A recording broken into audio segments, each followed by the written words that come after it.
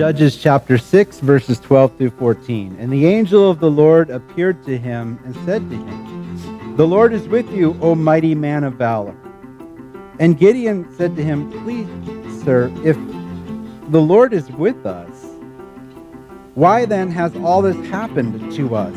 And where are all his wonderful deeds that our fathers recounted to us, saying, 'Did not the Lord bring us up from Egypt?' But now the Lord has forsaken us and given us into the hands of Midian." And the Lord turned to him and said, "Go in this might of yours and save Israel from the hand of Midian. Do not I send you?" Lord, I'm so thankful for the story of Gideon. He's just so real and authentic.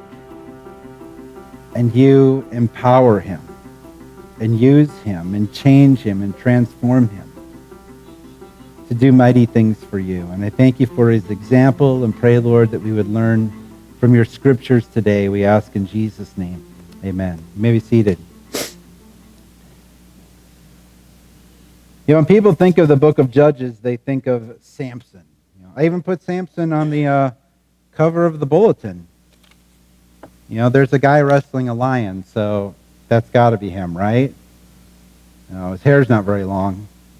But, you know, that's the idea. But Samson's not really the main character in this story. Gideon gets more attention, more time, more focus than anyone else in the entire book. He's kind of the main character. We learn more about him than any other judge. And he's the last judge to produce a time of peace after he has done what the Lord has called him to do. He's also relatable in that his humanity is not hidden from us. I mean, he's a real guy. He's down to earth. The first thing he says is an expression of frustration, disbelief, and even disdain. I think there may have been even mocking tones in his voice. Oh, if you're with us, if the Lord is with us, then why is all this happening?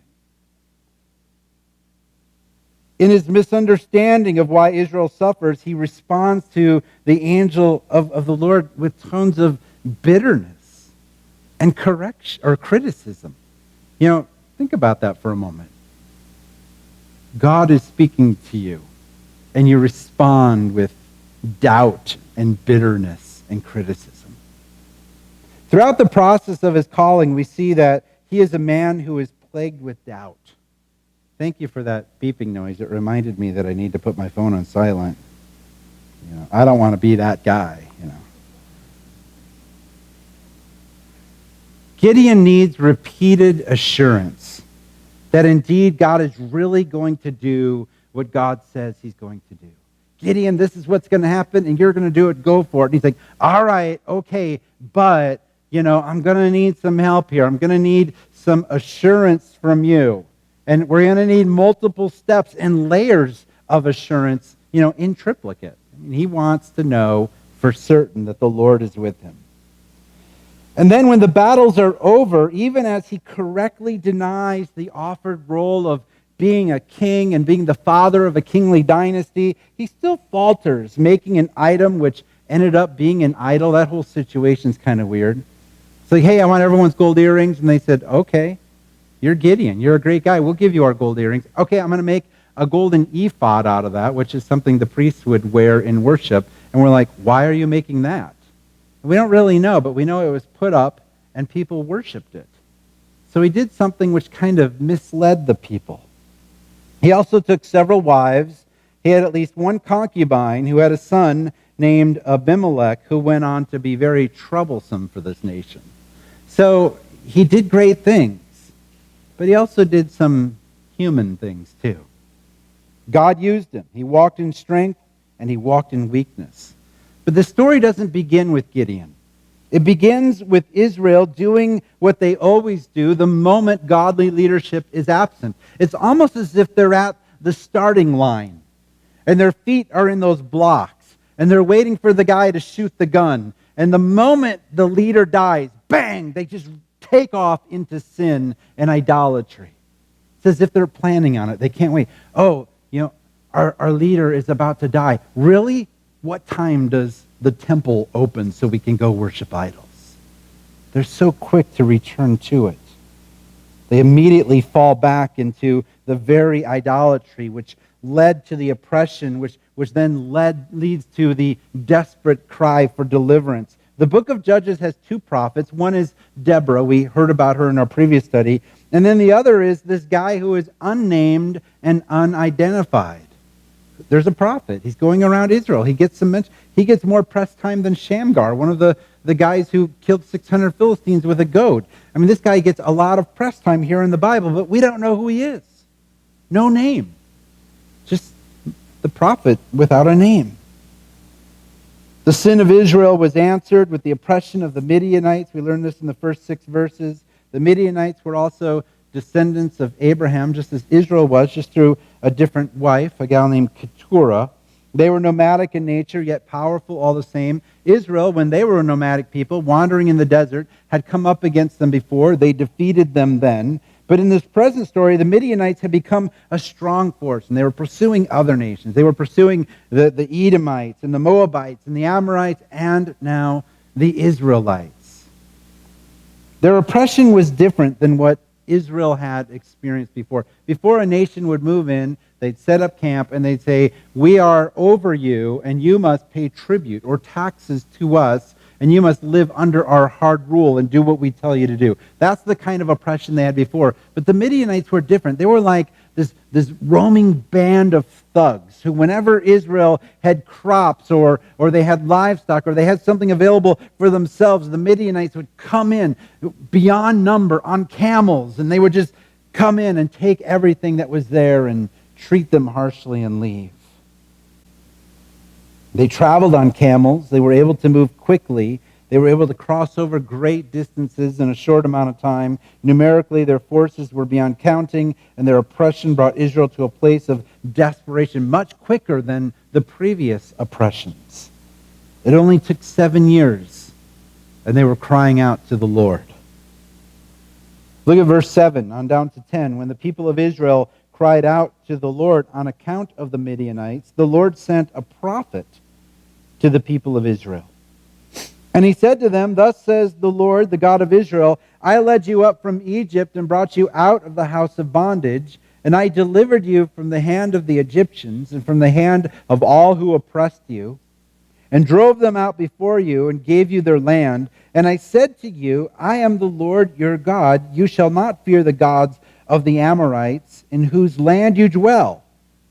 But you have not obeyed my voice.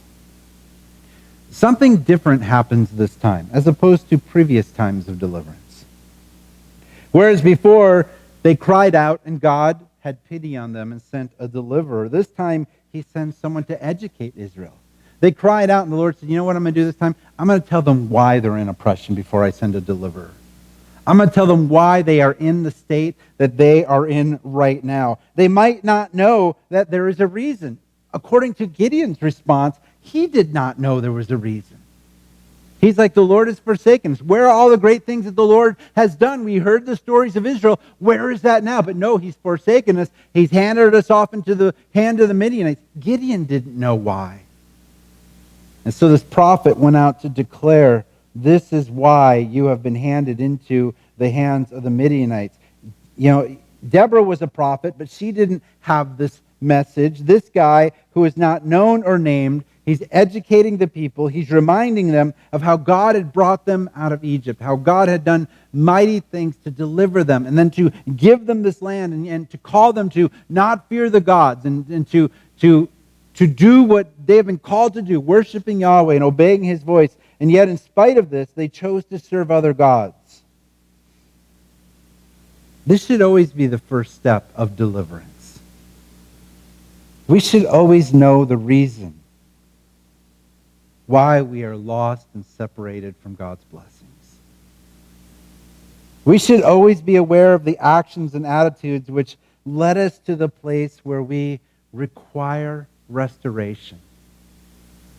And I don't know about you, but I find myself in that place where I require restoration to the Lord on a regular basis. And I usually know why. I usually know what's going on in my world. Our initial step is into into this relationship with God began with the Holy Spirit doing his work of convicting our hearts that we need Jesus, that we are separated from God because of our sin, and yet God wants to redeem us and be in an eternal relationship with us. And we were convinced by the Holy Spirit that our works and our idea of good is not what saves us, but only by trusting in the goodness of Jesus will we find peace with God. We were convinced that we needed Jesus before we were delivered.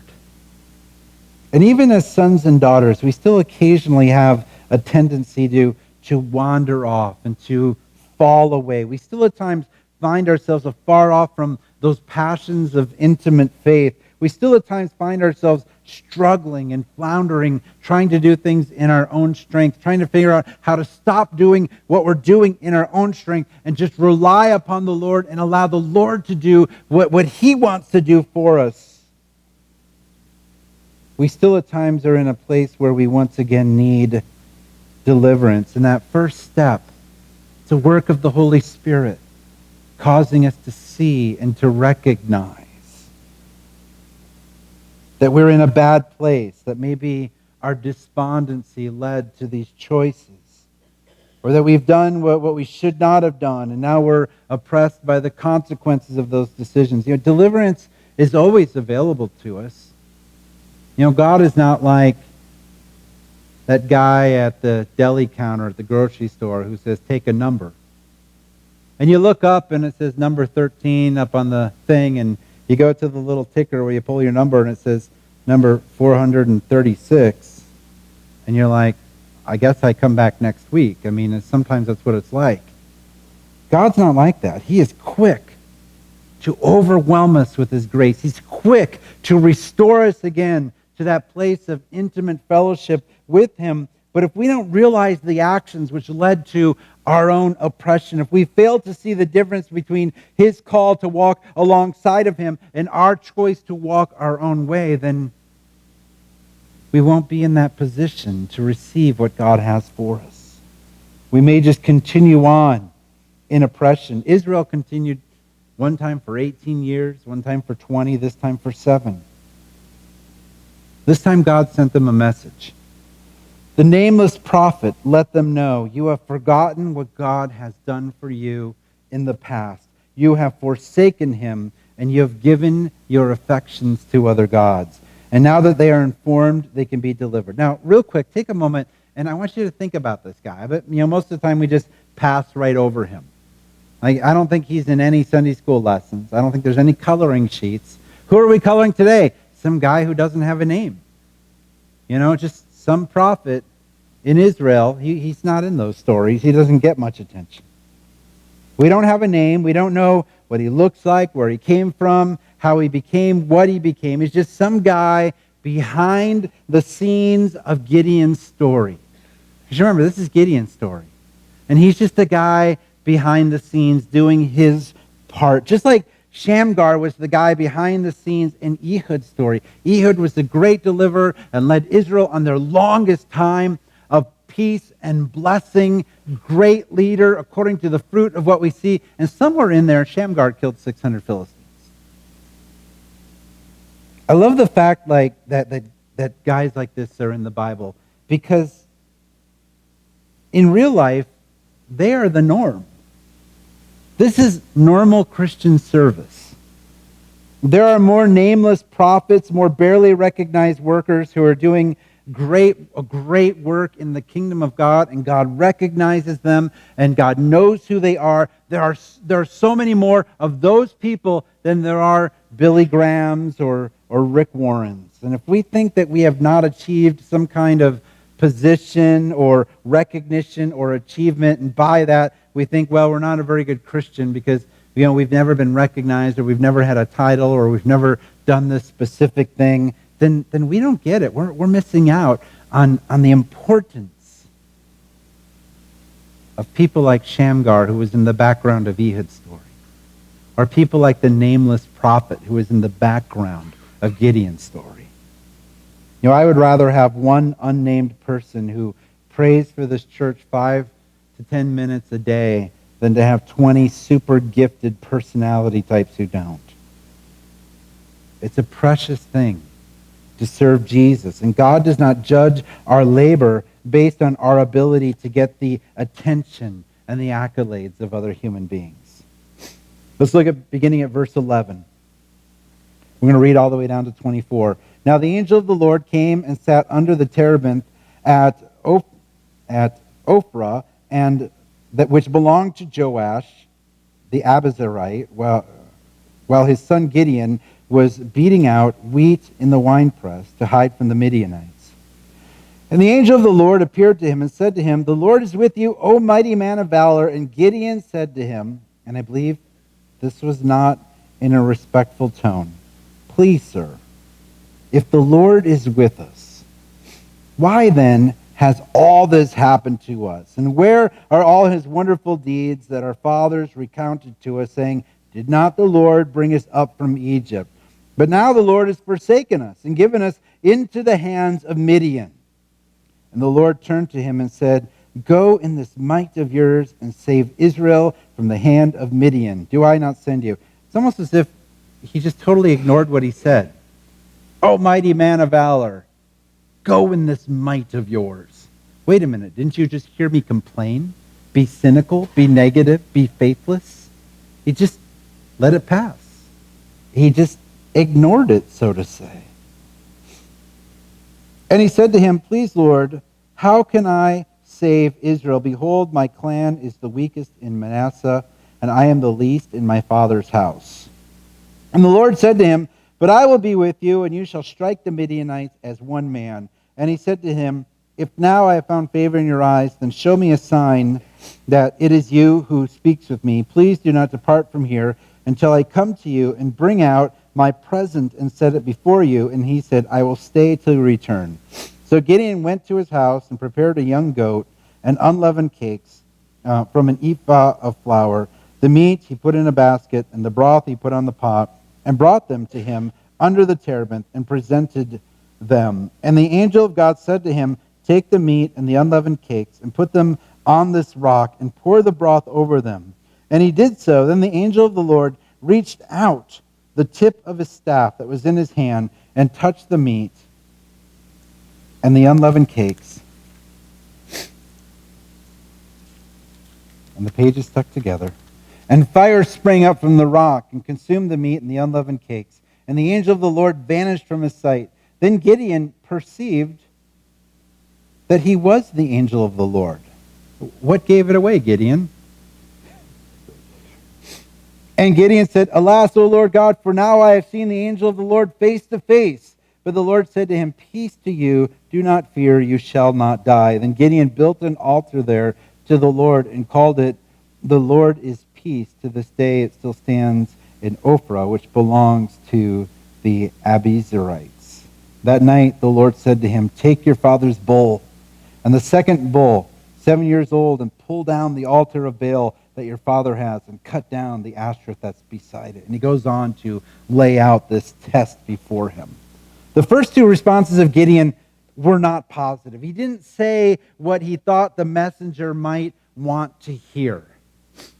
This is one thing that Mike and I have gone to India a few times, and I've been to Nepal, and even working in Africa.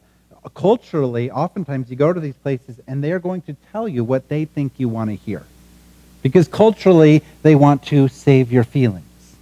Now, eventually you're going to have to find out the bad news, but between now and then, they're saving your feelings. You know, my wife always gives this example of, one brother meets another brother at the train station. Mom is dead at home. And the one brother says, "How's mother doing?" "Oh, mother is doing wonderful." And he says that to her so that he can save his feelings from the train station to the house. They get to the house and he goes, "Oh, by the way, Mom is dead." Gideon is not doing that. He's not giving the answer that he thinks that this guy might want to hear. He is speaking from his heart. He is speaking from what he feels and what he thinks. He didn't respond positively because it just seemed like the right thing to do. Some folks do that, though. They always have a positive response no matter what is going on. The answer to how are you doing is always everything is great, it's wonderful, it's amazing, things are happening, we're happy, the car is never broken, none of the appliances break, and I wouldn't know hardship, it struck me in the head with a Mack truck. I mean, everything's great, brother, wonderful, awesome. I know people that for years, how are you doing, has always been answered with that. And I'm always like, who are these people? What kind of life are they living? Because I don't know that as a reality. Now listen, I'm not disputing that God is always good. God is always good. God is always faithful. But it's still hard. And I'm still a broken human. And my life is still intertwined with other broken humans. And sometimes maybe I'm on this manic high where things are circumstantially awesome. And I can give that answer, everything's amazing. And all the flowers in the whole wide world are blooming right now. But I can't give that answer if it's not true. I can't. And I don't think Gideon could either. It just doesn't feel authentic because in my mind, it's kind of a lie. Hey, how's it going? Well, pretty crummy. But God is faithful. God is good. He's going to work it out for us. I think Gideon might be an authentic guy. He gave the answer that was true to him in the moment. Life was hard. His nation was suffering. He didn't fully understand why Israel was suffering. Thought they were supposed to be blessed by God. God had done many things. Where is that now? He didn't understand. He had heard the story of Israel's deliverance from Egypt, but he wasn't seeing any of that stuff happening. He wasn't seeing the miracles of the great provision or the defeat of the enemy. So the Lord was going to show him what the problem was. And the problem was right there at home. And we'll get into this in our next study, but the problem was right there at home. You need to go and you need to destroy this temple to Baal and this Ashtoreth pole. This was his first lesson. This is part of the problem right here. And it's not just your family. It's not just your dad having this thing here. This is the nation of Israel's problem. And so even before he was called to go up against the Midianites, he was being taught in the example that God gave him right there before him what the problem was. The angel told him that the Lord was with him specifically and individually. Gideon replied, not with a me, but with an us. If the Lord is with us, then why am I hiding in this wine press, threshing out my wheat? Why can't I bring my harvest to the open public threshing floor with everyone else and work together like we used to? Because if I did that, the Midianites would swoop in and take everything we have. Gideon didn't get it. He looked at the circumstantial condition of his nation. He never considered that maybe there was a perfectly good reason why they were in the condition they were in. Apparently, Gideon did not hear the prophet at the beginning of this story. Listen up, saints. The Lord is with you. The Lord is with me. The Lord is with us. Gideon was told, the Lord is with you, Gideon. And Gideon immediately, instead of considering what that meant, he looked around him. If the Lord is with me, then why do we as a group, as a nation, as a family, as a community, why do we suffer? But it wasn't the Lord is with everyone. It was the Lord is with you, Gideon, individually. I know the Lord is with me. I know the Lord is with you. I know the Lord is with us, those who believe in him. But my mind goes the same way as Gideon sometimes. I'm prone to look around. Chad, the Lord is with you. Yeah, but Lord, I'm an American. Look at my nation. I don't see things there that are consistent to your ways. And I look at, even in my family, we have struggles and hardships and issues. And I look in my church, and there are areas where, sometimes we have problems and things we need to work out, and the Lord is with me. Then why are there problems all around me? Why are there problems in my different parts of the world that I live in? Because I want to see circumstantial proof. I want to see my nation get out of the business of war. Lord, if you're with this nation, why are we in the business of war?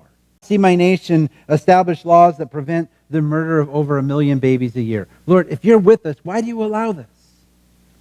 I want to see all of my children walking with the Lord and walking in peace and integrity with one another. I want to see people receiving Jesus in this place on a regular basis. I want to see people who are outcast and out of fellowship, who are not anywhere in family right now, being here in family and being part of this community and growing and learning and getting to know you and growing because of that relationship. I want to see our missionaries funded and our bills paid, and I want to see believers maturing. I want to see more of this stuff happening.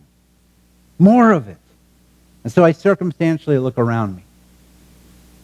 I think this way, but at the same time, I know it's the wrong way to think. The Lord is with you, Chad. Oh, okay, Lord. Then why are there problems around me? Why is everything not perfect and ideal? The Lord is with us in spite of the circumstantial difficulties we have. In fact, it is these circumstantial hardships which should affirm for us again the Lord's presence. You know, there are troubles maybe in your home. There are troubles in my home, but the Lord is making it obvious that we need to depend upon Him more and more. And where there are troubles and hardships and things which cause fear, the Lord has shown us, hey, listen, I'm here to provide for you and to take care of you. Here, listen, I have miraculously moved in to do great things for your family because you have faced this trial. He's providing miraculously. Even in my family. You know, my wife was on this path with a local hospital system, who will remain unnamed, to have her broken elbow heal improperly. And she was on that path towards more injury and more damage and healing without mobility because of a particular hospital system, who will remain unnamed because we have employees in the room. And, you know, the Lord moved in. And, you know, just there was this encouragement. And it was, you know, Chuck, our elder, said, go get the second opinion from this doctor. And a CAT scan happened and things were seen. And it's like, oh, my goodness, I'm glad we caught this now. And on Tuesday, they're just going to go in there and chop something off and put something new in. That is medical terminology. And she's going to recover the way she's supposed to. You know, the Lord moved in. And He opened our eyes to see something. There are troubles in our country, but the relationship, you know, sometimes we look at the relationship that God had with Israel. God had a relationship with a nation, and they were special to Him.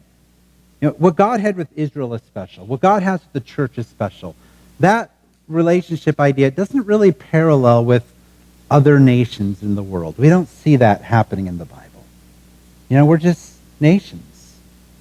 You know, God has something special with Israel. God has something special with the church. They were called out as His special people, descendants of Abraham. The United States is not really part of His story. The church is, but our nation isn't. And yet we're free to worship here. We're afforded privileges as believers. We still know freedoms which are unlike freedoms which are known anywhere else. And so we look around. There are problems in this secular government that oversees us that we live in. There are problems, but there are also blessings, and there are opportunities. There are troubles to see in the midst of, even in our fellowship. You want to see some troubles? Hey, there are troubles in the midst of our fellowship, but we are, after all, a gathering of broken humans, and when you get a bunch of humans together, well, there's going to be some troubles and some hardships. Financial hardships let us see more clearly the provision of God. People, you know, have changes in their life, and sometimes because of that, things hurt. You know, there's separation. People move, people leave. There are relationships that break, and sometimes it just causes us in that absence to cling to the Lord and to build new relationships. We have an amazing group of servants here, an amazing group of people who are so committed. We have an amazing group of people I know who pray and people who have amazing relationships are being built up and established in our midst. And I could sit down with the elders and say, these are problems that are in the church. There will always be problems in the church. You know, I said, you know, we can solve all these problems. How? We can just tell everybody to leave. As soon as we have no people here, including myself, you know, it becomes a pretty good church. The church that doesn't exist because there's no people there has no drama, no financial problems. Just pick a void space in town. Oh, look at that void space. That church is perfect. But we're people. We need each other. We need to lean on each other. We need to work with each other. We need to struggle through these trials, and there are opportunities to see the Lord provide. Gideon did what we all do. The Lord said, I am with you, and he looked around him at his circumstances. He didn't know what we know, but he's going to learn. In verse 14, the messenger is identified as the Lord. We knew that. He didn't figure it out right away. He tells Gideon to go in the strength of his and defeat the Midianites. And Gideon's like, strength?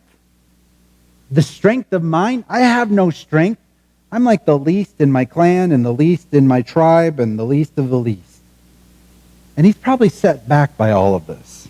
He expresses disdain and frustration over the Lord's absence in Israel. And even with this seemingly faithless expression, the Lord still is calling him to be a deliverer. And Gideon doesn't stop there. He just says, I'm not qualified for the job. I can't do it. Not only do I have a bad attitude, but I'm also certain that I'm the wrong guy. Now, the word of faith people are probably confused by Gideon. He doesn't fit into their doctrine. It's like, we don't know what to do with this guy. He's not proclaiming by faith what he is and what he's going to do. He's like doubting and being negative and saying that he can't. You never say you can't. You say you can. You can. And I mean, they just are probably so confused by him. He's breaking all their rules, but yeah, I read about Gideon and I understand him. He's authentic. He's real. He's honest. You can say all the positive stuff in the world you want to the Lord. He actually sees what's going on in your head and in your heart. He's not fooled. The Lord wants honest communication. Gideon is willing to entertain this messenger a bit. He prepares for him a meal, and then this messenger touches it with its staff. It's consumed with fire, and instead of saying, oh, I worked so hard on that, and being disappointed, he was amazed. Wow, it was the Lord, and I saw him, and now I'm going to die. And the Lord assured him, no, you will not die.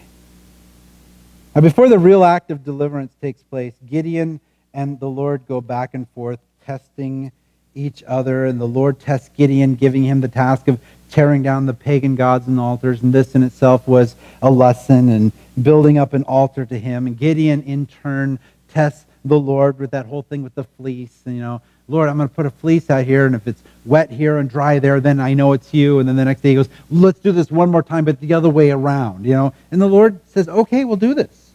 We'll do this. And through this story, we have seen and will see how God was patient to use a guy who didn't feel like he was the right man for the job. Gideon wasn't an arrogant man. He was fully aware of his position, his doubts, and his frustrations. I'm encouraged by his example because he's real people. He's someone I can relate to. And maybe you too. Which means you can be used by the Lord to do whatever he calls you to do. Every one of you. You can be used by the Lord. This guy didn't feel entitled. Jesus pointed at the scribes and the Pharisees in Matthew 23.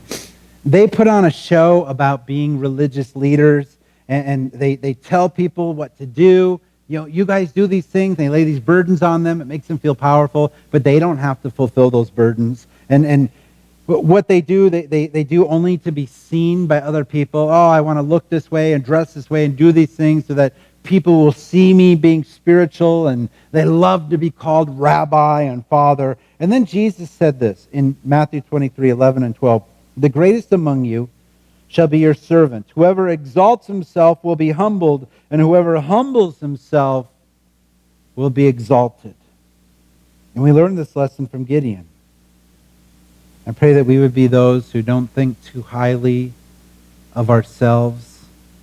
There's not a whole lot of room for arrogance and pride in Christian ministry. May we be those who don't exalt ourselves, but rather may we walk in humility and see the Lord choose us and use us for his purpose in spite of what we think of ourselves.